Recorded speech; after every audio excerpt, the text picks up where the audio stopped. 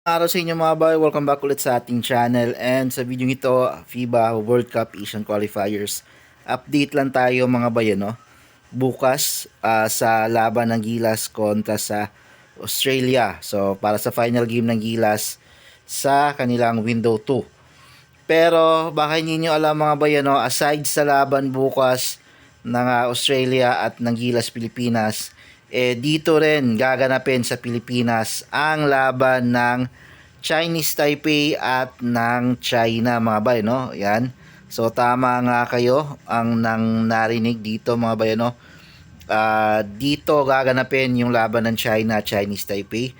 Bakit dito gaganapin mga bay, no? Kasi parang meron nga yatang umiiwas sila ng kontrobersiya yung China, Chinese Taipei, ano. So naghanap sila ng neutral na country na kung saan pwede nilang paglaruan. So hindi nila ginanap yung laban sa Chinese Taipei at sa China dahil umiwas sila sa mga bias. Ayan, or sa mga luto kumbaga. And very important matchup din to mga bay, no, sa Chinese Taipei and China, kasi sino yung mananalo dito is posibleng mapasok sa second round. Okay, and back-to-back wins din yung team na mananalo dito bukas. So, ang schedule niyan bukas mga bay, no, is Mall of Asia Arena din. Yan. So, itong Chinese Taipei is kakagaling sa panalo sa South Korea, and yung China naman galing sa come from behind win kontra sa Japan.